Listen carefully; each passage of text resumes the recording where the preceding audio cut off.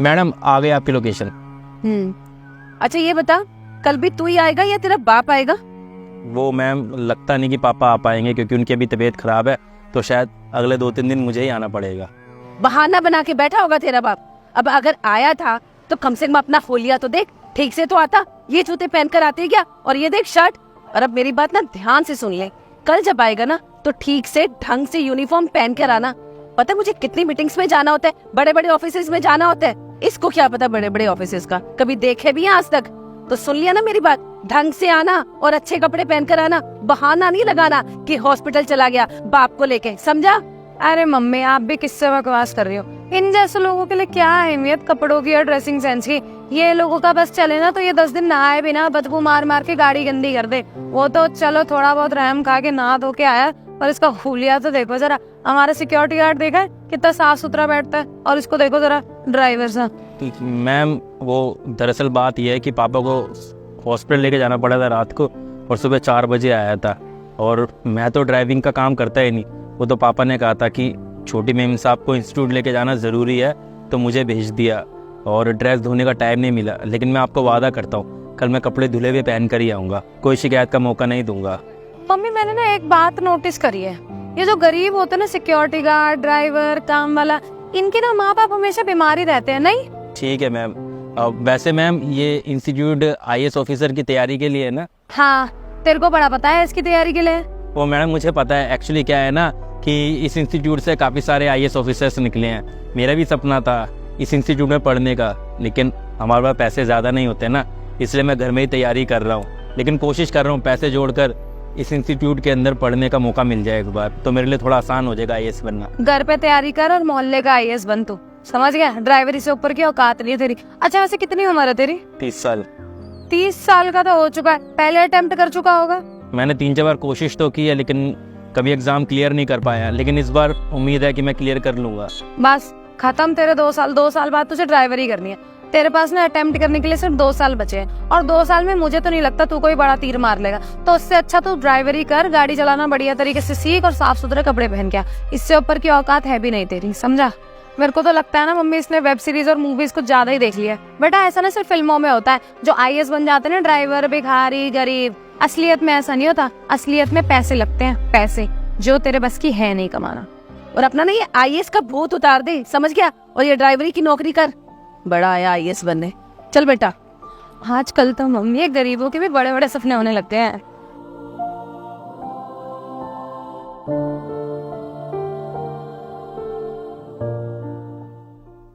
Sir please आप ही हमारी मदद कर सकते हैं, और कौन करेगा? पूरे 12 लाख थे जो मैंने अपनी बेटी की शादी के लिए इकट्ठे किए हुए थे, और 6-7 लाख की तो ज्वेलरी थी।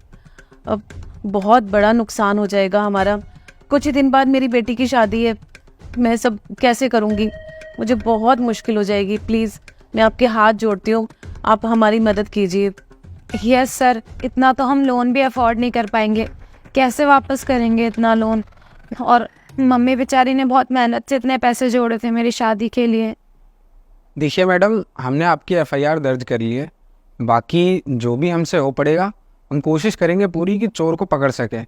लेकिन आपको भी एक बात मैं बताना चाहूँगा, शादी विवाह के घर में इतना सारा कैश और गहने थोड़ा आपको संभाल कर रखना चाहिए। और 95% केसेस में ऐसा होता है कि चोर कोई घर का ही होता है। हो सकता हो आपने किसी को शायद बताया हो कि बेटी की शादी के लिए गहने और कैश वगैरह रखे हैं। हो सकता है वो इंसान आपके तिजोरी की चाबी या आप कैश वगैरह कहाँ रखते हैं वो जानता हो। बाकी आप लोगों को घबराने की ज़रूरत नहीं है, हम कोशिश करेंगे कि चोर जल्द से जल्द पकड़ा जाए। लेकिन अगर आपको किसी पे शक हो या लगे कि इस इंसान ने चोरी किया है, तो आप हमें तुरंत इत्तला करें। हमें किसी पे भी शक होगा, हम सबसे पहले आपको ही बताएंगे। आप प्लीज़ जल्दी से जल्दी चोर का पता लगाने की कोशिश कीजिए, प्लीज़ सर। ओके मैडम, चलते हैं हम। Thank you so much sir.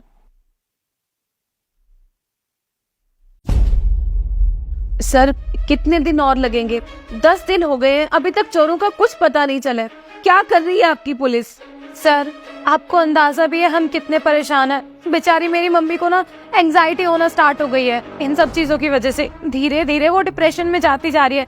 आप लोग कुछ क्यों नहीं कर रहे हैं? क्यों हमारी हेल्प नहीं कर रहे? क्यों नहीं ढूंढ के ला रहे हैं उन चोरों को? सर आप हमारी प्रॉब्लम क्यों नहीं समझ रहे हैं? अरे मैं तो आप लोगों की प्रॉब्लम समझ रहा हूँ, लेकिन आप लोग मेरी प्रॉब्लम नहीं समझ रहे हैं। अरे मैं पुलिस वाला हूँ, कोई जादूगर नहीं जो हवा में हाथ घुमाऊंगा और चोर मेरे सामने आकर बैठ जाएगा। किसी भी चीज़ के लिए टाइम लगता है, थोड़ा पेशेंस रखिए आप लोग।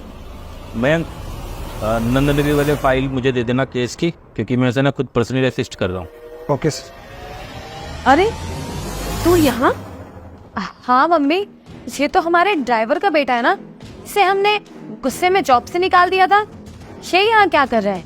हाँ, पर ये यहाँ क्या कर रहे हैं? और ये पुलिस वाले तुझे सर क्यों बोल रहे हैं? मैडम ये कैसे बात कर रहे हैं आप लोग? तमीज से बात कीजिए। आप लोग जानते हैं कौन है ये? कौन है ये? इस एरिया के नए IAS officer mister Vinay Sharma. क्या तू सच में सॉरी, आप सच में IAS ऑफिसर बन गए?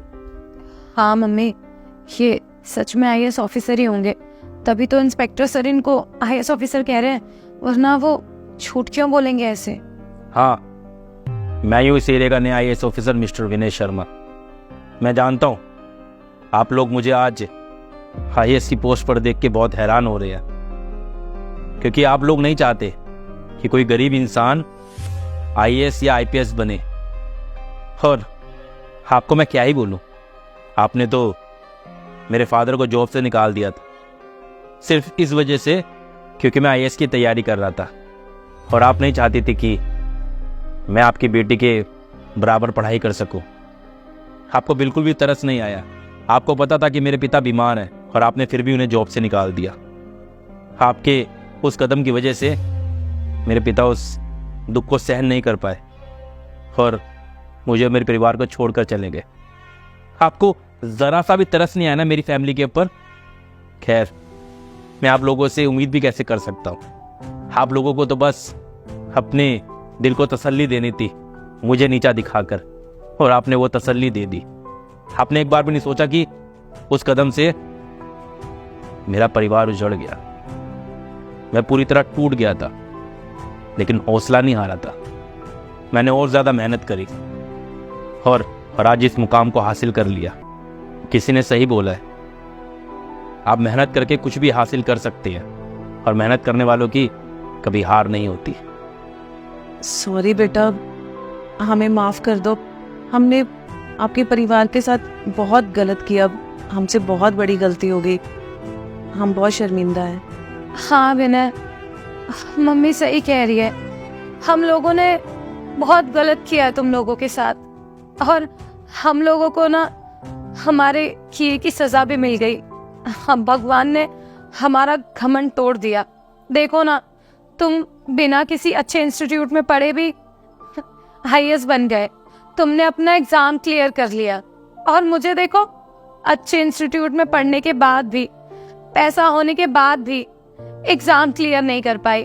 शायद भगवान ने ना मुझे मेरे अमीरी के घमंड की सजा दी है। हो सके तो हमें माफ कर देना। प्लीज बेटा, आप हमारी हेल्प कीजिए उन चोरों को पकड़वाने में। वो सब सामान हमारे लिए बहुत ज्यादा जरूरी है। Please sir. छोड़ो उन बातों को। और मयंक, क्या केस है इन लोगों का? सर इनके घर में 14 लाख की कैश की चोरी हो गई है और 6-7 लाख की ज्वेलरी। उस केस पे हम स्टडी कर रहे हैं, लेकिन अभी हम किसी रिजल्ट पे नहीं पहुंच पाए। देखिए, आप दोनों को यही सलाह दूंगा कि अभी आप लोग घर चले जाइए, क्योंकि अगर आप पुलिस के ऊपर ऐसे प्रेशर बनाएंगे तो आपकी मदद नहीं हो पाएगी। वैसे अभी हमने एक गैंग पकड़ी है प्रीत विहार एरिया के अंदर, और हमें अंदाजा है कि शायद आपके घर में भी चोरी उन्होंने की होगी, क्योंकि इस एरिया के अंदर मैक्सिमम चोरी उन्हीं लोगों ने की है। अभी हमें थोड़ा टाइम चाहिए, आप लोग घर जाइए, हम आपसे जल्दी मिलते हैं। ठीक है sir, thank you so much sir. Thank you so much. तो दोस्तों, इस वीडियो का जो संदेश है वो बहुत ही सिंपल और सरल है, और आपने सुना होगा कि मेहनत करने वालों की कभी हार नहीं होती, और इंसान अगर ठान ले तो वो कुछ भी बन सकता है। बस उसे अपनी हिम्मत नहीं हारनी है। टूट जाओ लेकिन हौसले मत हारो। बाकी अगर आप बता सकते हैं, कुछ आपके माइंड में हो ऐसा कि हमें इस वीडियो के अंदर और इम्प्रूवमेंट के लिए चीज़ें ऐड करनी चाहिए थी, तो हम उसे अगली वीडियो के अंदर ऐड करेंगे और कोशिश करेंगे इसका नेक्स्ट पार्ट बनाने की। और कमेंट्स में ये ज़रूर बताएं कि आप कौन से शहर से हैं, ताकि हमें पता लगे कि हमारी वीडियो कहाँ कहाँ पर बैठ के लोग देख रहे हैं। मिलते हैं अगली वीडियो में। Bye bye, take care, love you all, bye.